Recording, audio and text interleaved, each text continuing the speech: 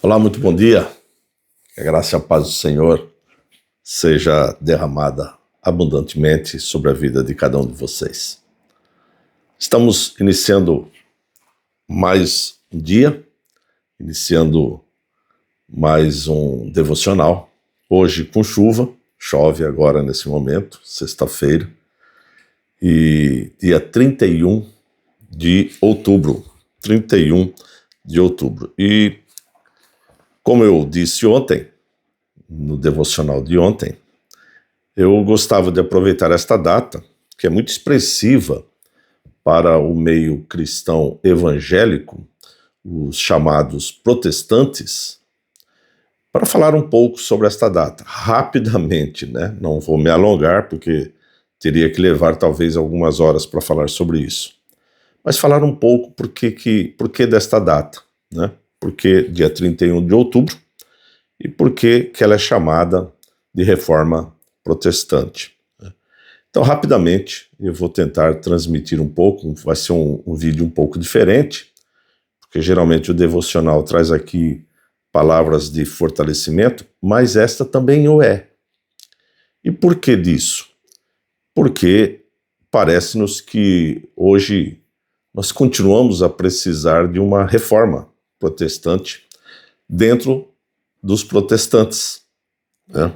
Porque a reforma, ela veio para combater alguns exageros que a Igreja Católica Romana praticava ali no século XVI, né?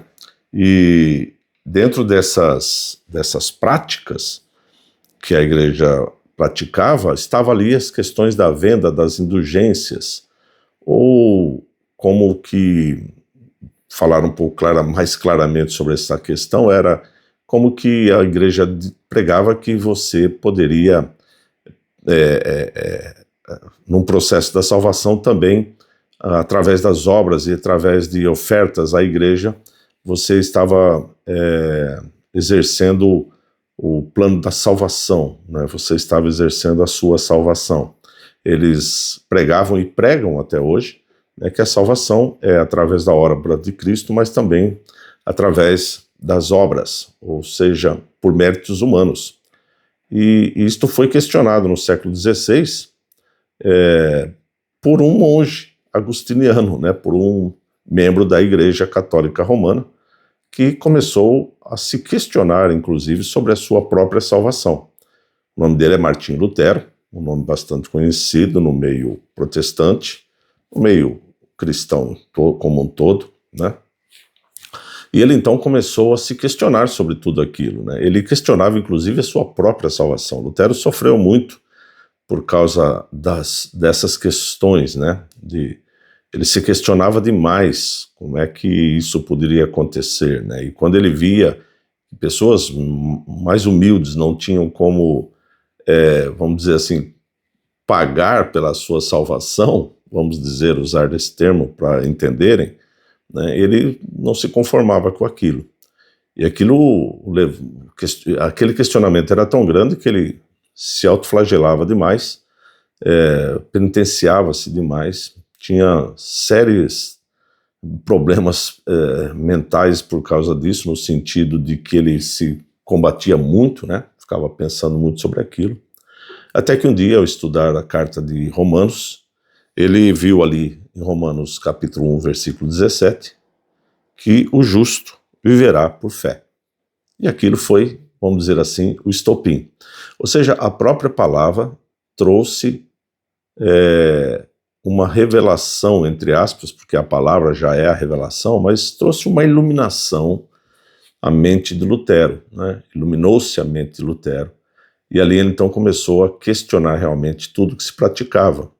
Inclusive, ele questionou também a infalibilidade papal, dizendo que apenas a Bíblia era infalível. E isso trouxe um grande problema, né? Isso do lado do que aconteceu, por que iniciou-se esse estopim, vamos dizer assim. Na realidade, a reforma já vinha, algumas divergências com a igreja já vinha de outros anos, mas ali foi o estopim, foi nessa época. E no dia 31 de outubro, Lutero, então, do ano de 1517, Lutero afixou ali na capela em que ele era, vamos dizer, o padre, ele afixou o que nós conhecemos como as 95 teses, né, da Reforma, né, onde literalmente ele questionava então as indulgências, né, e questionava algumas questões sobre da supremacia papal. E foi no dia 31 de outubro, por isso que dia 31 de outubro foi então conhecido, ou ficou sendo conhecido como o dia da Reforma Protestante, né. Então isso aqui só para a gente ter um pouquinho de ideia do que significa esta data. Mas eu quero então aproveitar para olhar para este versículo, né? Ou uma parte do versículo 17, porque o justo viverá pela fé é o final, né? Mas o que eu quero trazer para você que me ouve é que a justificação, que vem a palavra justo, né, é algo que foi feito em Cristo, né? Você é justificado por causa da obra de Cristo na cruz, né? Ao morrer na cruz, Cristo, então, nos concede a graça da salvação. E ela é feita por fé. Interessante porque tanto a graça quanto a fé são dádivas de Deus para a vida do homem. Deus concede fé para que ele creia em Cristo, e aí a graça de Cristo nos concede salvação, sem participação nenhuma de você. Você não precisa fazer nada. Você apenas tem que literalmente abrir o seu coração, abrir o seu entendimento, olhar para dentro de si, pela palavra do Senhor, observar o quão pecador você é e o quão necessitado de um Salvador você é. Mas isto é apenas como que nós analisando a situação do homem. É assim, todo homem é pecador, todo homem nasce pecador e todo homem então carece de um Salvador. E Cristo então nos concedeu essa graça ali na cruz. Por isso o justo, ou aquele que Cristo justifica, isto é feito pela fé. Então, você que me ouve, e você que ainda não tem um entendimento de como isso se processa, você precisa conhecer a palavra do Senhor. Veja que Lutero, ele era já na altura, um doutor em Bíblia, mas ele não compreendia. Até que um dia, relendo as Escrituras, a própria Escritura iluminou a sua mente ao ponto de agora ele entender. Então a própria Escritura nos traz o entendimento de como é que se processa a salvação. Ou seja, você precisa ter um contato com as Escrituras. E como é que é dado o primeiro contato? O primeiro contato com as Escrituras geralmente é num culto, onde você visita uma igreja cristã evangélica, né? E ali você então começa a ter o contato com a palavra do Senhor, que é pregada. Por isso que a gente também diz aqui algumas vezes nos nossos devocionais que você deve procurar uma igreja bíblica, uma igreja com uma pregação saudável.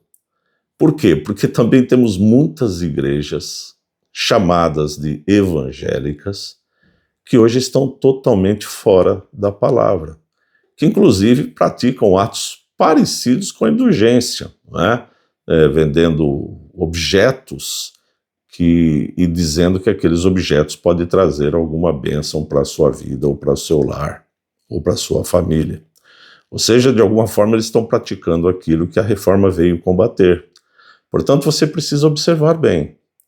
A igreja que você deve frequentar é uma igreja que tem o seu âmago, tem a sua centralidade em Cristo.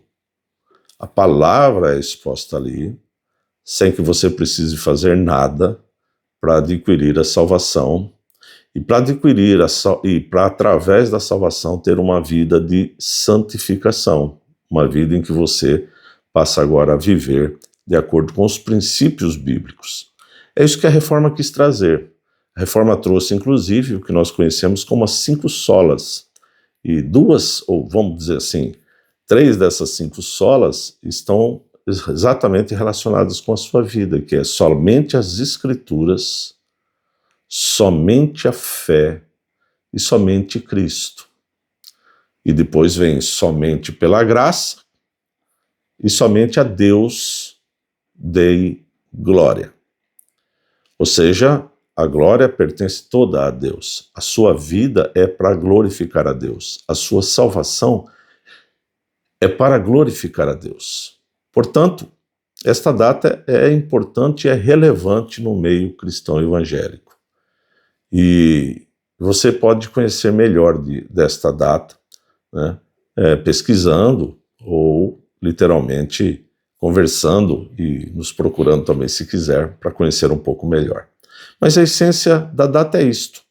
Um monge agostiniano questiona a forma de salvação proposta pela Igreja Católica Romana, questiona a infalibilidade papal e questiona a venda de indulgências e outros atos, questiona, e nesse questionamento, então, ele expressamente mostra sua indignação ao fixar essas 95 teses ali na capela, ali na igreja, na porta da igreja, né, que seria hoje o Facebook, né, da época, né, onde as pessoas afixavam as notícias importantes, né, e assim, então, inicia-se o que nós conhecemos como reforma. Isso vai se alastrando ao longo do tempo, né, vai se alastrando pelo século XVI, século XVII, aí nós temos então um modelo de igreja reformada, que nós chamamos hoje, igrejas bíblicas reformadas. Hoje, inclusive, embora não é um termo muito correto, mas muitas vezes temos que dizer, a nossa igreja é reformada. Toda a igreja cristã, evangélica, protestante, ela deveria ser reformada, mas o que nós vemos hoje é que, infelizmente, também houve um desvio muito grande. Vemos aberrações mesmo dentro de igrejas chamadas evangélicas. Portanto, isto é um pouco desta data, 31 de outubro. Mas esta data, ela tem uma outra importância. Esta data é o dia que Deus nos concedeu, ou seja, é um dia abençoado por Deus. E eu quero desejar que você tenha um dia abençoado, assim como amanhã, dia 1º de novembro, e depois da manhã, e depois, e depois. Ou seja, todos os dias, Deus nos concede a sua graça, Deus nos concede do seu amor, Deus nos concede da sua paz. Você tem sentido a paz do Senhor? Você tem sido abençoado e sentido o derramar da graça do Senhor?